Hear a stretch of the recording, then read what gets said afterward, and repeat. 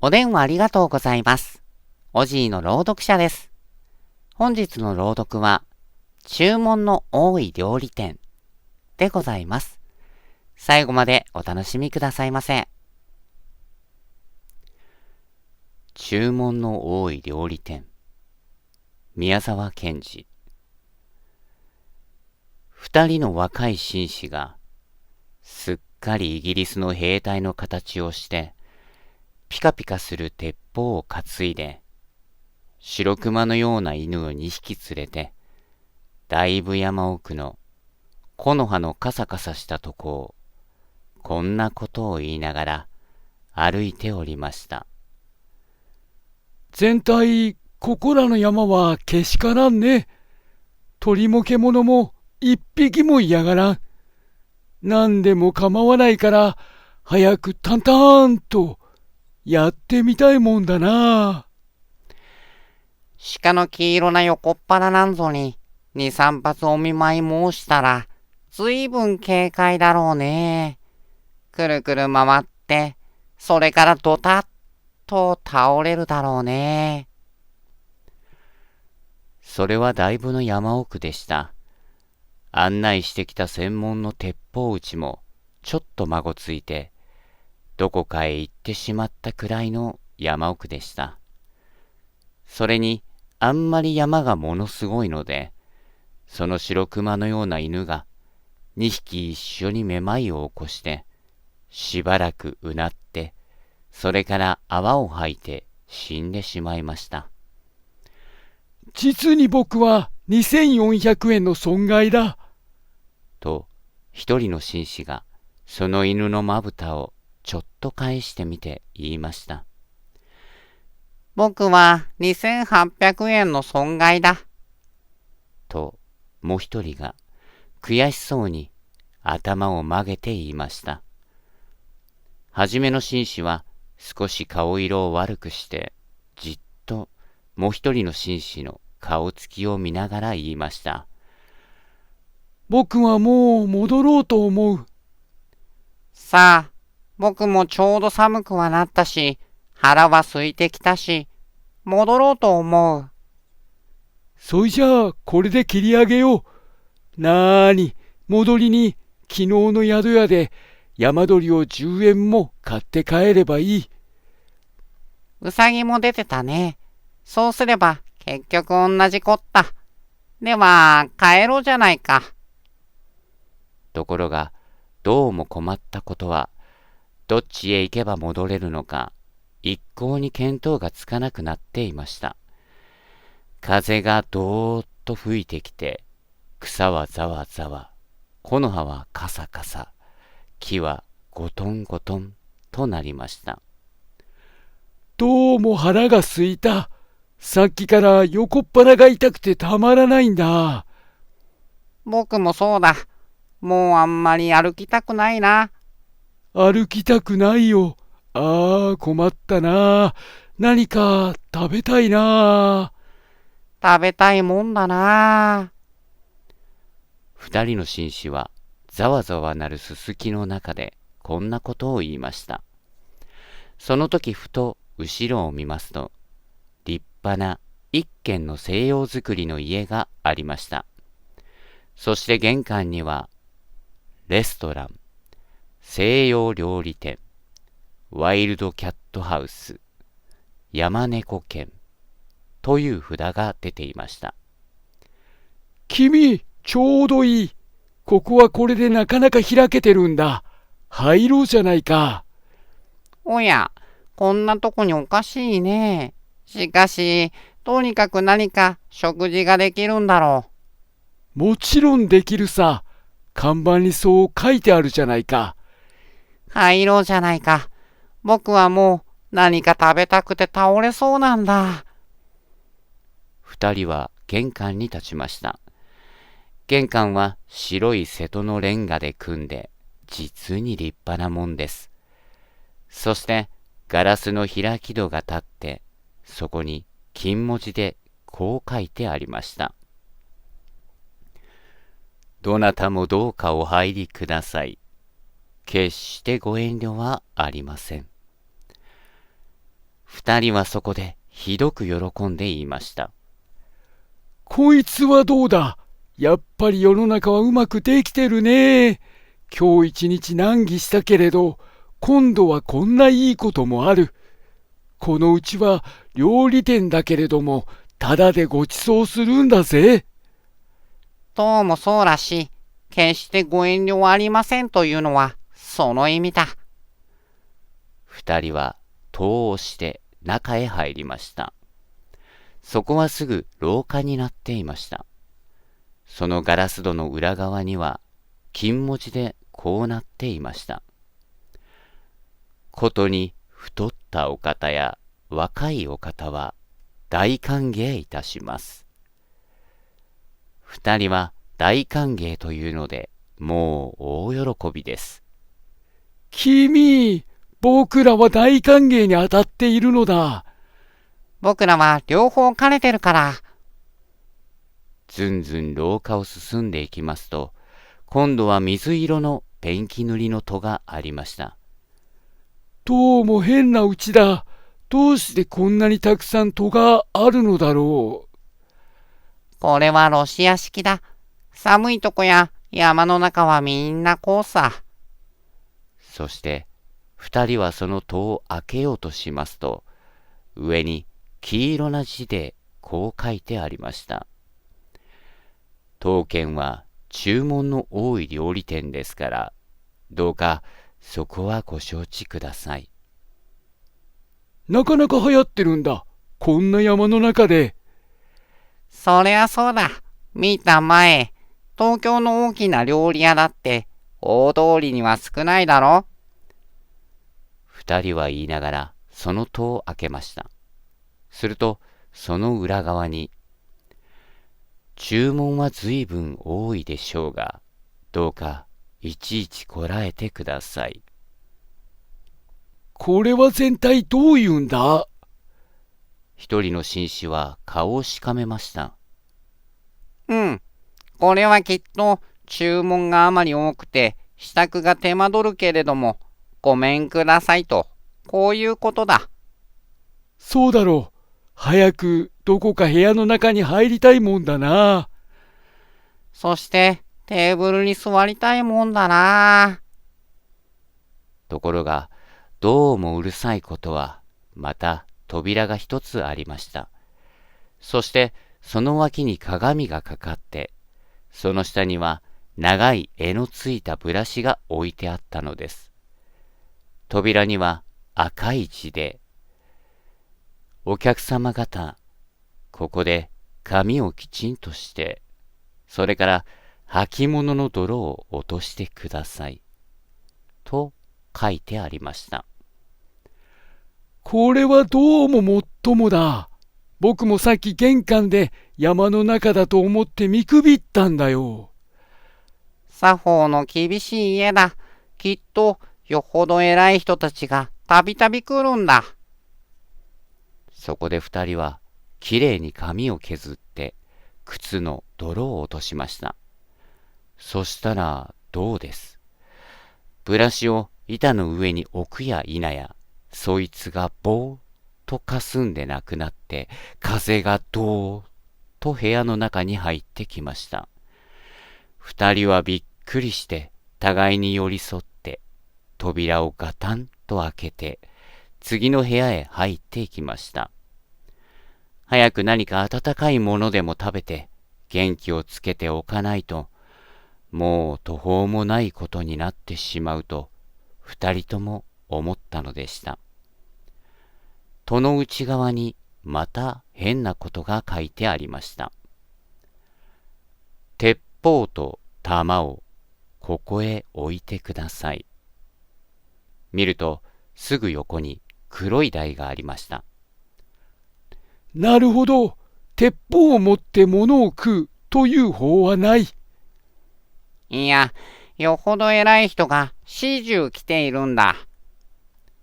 二人は鉄砲を外し、帯皮を解いて、それを台の上に置きました。また黒い扉がありました。どうか帽子と街灯と靴をお取りください。どうだ、取るか？仕方ない。取ろう。確かによっぽど偉い人なんだ。奥に来ているのは。二人は帽子とオーバーコートを釘にかけ、靴を脱いでペタペタ歩いて扉の中に入りました。扉の裏側にはネクタイピン、カフスボタン、メガネ、財布、その他金物類、ことに尖ったものはみんなここに置いてください。と書いてありました。扉のすぐ横には黒塗りの立派な金庫もちゃんと口を開けて置いてありました。鍵まで添えてあったのです。はは、何かの料理に電気を使うと見えるね。金気のものは危ない。ことに尖ったものは危ないと、こう言うんだろう。そうだろう。してみると、勘定は帰りにここで払うんだろうか。どうもそうらしい。そうだ、きっと。二人はメガネを外したり、カフスボタンを取ったり、みんな金庫の中に入れて、パチンと錠をかけました。少し行きますと、また戸があって、その前にガラスの壺が一つありました。扉にはこう書いてありました。壺の中のクリームを顔や手足にすっかり塗ってください。見ると確かに壺の中のものは牛乳のクリームでした。クリームを塗れというのはどういうんだ？これはね、外が非常に寒いだろう。部屋の中があんまり暖かいとひびが切れるから、その予防なんだ。どうも奥にはよほど偉い人が来ている。こんなとこで案外僕らは貴族と近づきになるかもしれないよ。二人は壺のクリームを顔に塗って、手に塗って、それから靴下を脱いで足に塗りました。それでもまだ残っていましたから、それは二人ともめいめいこっそり顔へ塗るふりをしながら食べました。それから大急ぎで扉を開けますと、その裏側には、クリームをよく塗りましたか？耳にもよく塗りましたか？と書いてあって、小さなクリームの壺がここにも置いてありました。そうそう、僕は耳には塗らなかった。危なく耳にひびを切らすとこだった。ここの主人は実に用意周到だね。ああ、細かいとこまでよく気がつくよ。ところで僕は早く何か食べたいんだが、どうもどこまでも廊下じゃ仕方ないね。すると、すぐその前に次の戸がありました。料理はもうすぐできます。15分とお待たせはいたしません。すぐ食べられます。早くあなたの頭に瓶の中の香水をよく振りかけてください。そして戸の前には金ピカの香水の瓶が置いてありました。二人はその香水を頭へパチャパチャ振りかけました。ところがその香水はどうも酢のような匂いがするのでした。この香水は変に酢臭い。どうしたんだろう。間違えたんだ。下女が風邪でもひいて間違えて入れたんだ。二人は戸を開けて中に入りました。扉の裏側には大きな字でこう書いてありました。いろいろ注文が多くてうるさかったでしょう。お気の毒でした。もうこれだけです。どうか体中に壺の中の塩をたくさんよく揉み込んでください。なるほど。立派な青い瀬戸の塩壺は置いてありましたが、今度という今度は二人ともぎょっとして、お互いにクリームをたくさん塗った顔を見合わせました。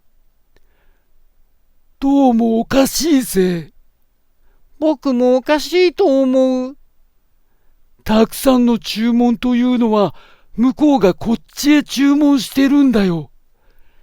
だからさ、西洋料理っていうのは、僕の考えるところでは、西洋料理を来た人に食べさせるのではなくて、来た人を西洋料理にして食べてやるうちと、こういうことなんだ。これは、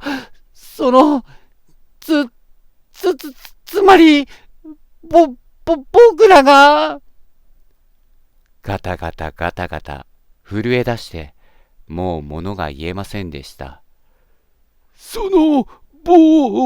僕らが、ガタガタガタガタ震え出して、もう物が言えませんでした。逃げ！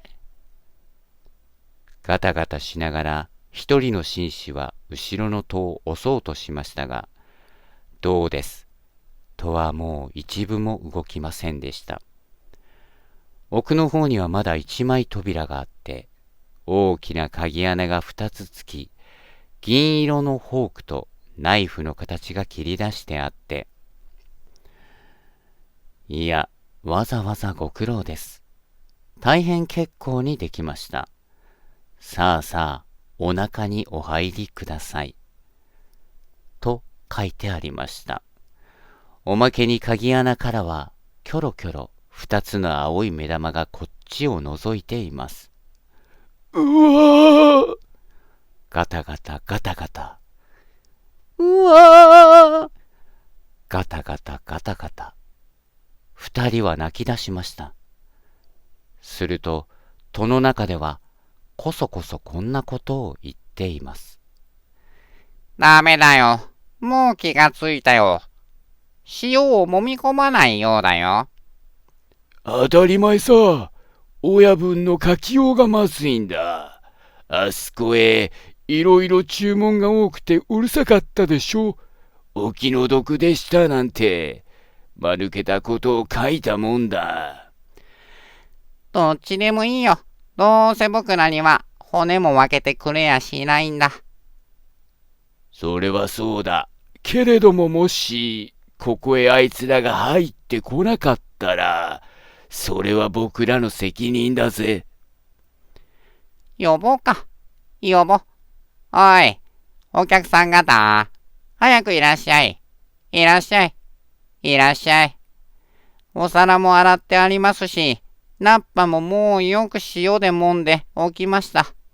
あとはあなた方とナッパをうまく取り合わせて、真っ白なお皿に乗せるだけです。早くいらっしゃい。いらっしゃいいらっしゃい。それともサラダはお嫌いですか？そんなら、これから火を起こしてフライにしてあげましょうか。とにかく早くいらっしゃい。二人はあんまり心を痛めたために、顔がまるでくしゃくしゃの紙くずのようになり、お互いにその顔を見合わせ、ブルブル震え、声もなく泣きました。中では、ふっふっと笑って、また叫んでいます。いらっしゃいいらっしゃい。そんなに泣いては、せっかくのクリームが流れるじゃありませんか。ただいま、じき持ってまいります。さあ、早くいらっしゃい。早くいらっしゃい。親方がもうナフキンをかけて、ナイフを持って舌なめずりして、お客様方を待っておられます。二人は泣いて泣いて、泣いて泣いて泣きました。その時後ろからいきなり、あんあんうわんという声がして、あの白熊のような犬が2匹、戸を突き破って部屋の中に飛び込んできました。鍵穴の目玉はたちまちなくなり、犬どもはうーとうなってしばらく部屋の中をくるくる回っていましたが、また一声、ワンと高く吠えて、いきなり次の戸に飛びつきました。戸はがたりと開き、犬どもは吸い込まれるように飛んでいきました。その扉の向こうの真っ暗闇の中で、にゃー、ゴロロロロという声がして、それからガサガサ鳴りました。部屋は煙のように消え、二人は寒さにブルブル震えて、草の中に立っていました。見ると、上着や靴や財布やネクタイピンは、あっちの枝にぶら下がったり、こっちの根元に散らばったりしています。風がどーっと吹いてきて、草はざわざわ、木の葉はカサカサ、木はゴトンゴトンとなりました。犬がふーっとうなって戻ってきました。そして後ろからは、旦那旦那と叫ぶものがあります。二人はにわかに元気がついて、おーいおーいここだぞー早く来ーいと叫びました。身の帽子をかぶった専門の猟師が草をざわざわ分けてやってきました。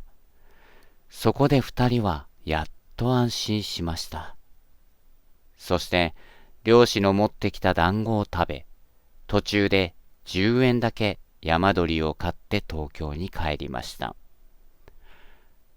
しかし、さっきいっぺん紙くずのようになった二人の顔だけは、東京に帰っても、お湯に入っても、もう元の通りに治りませんでした。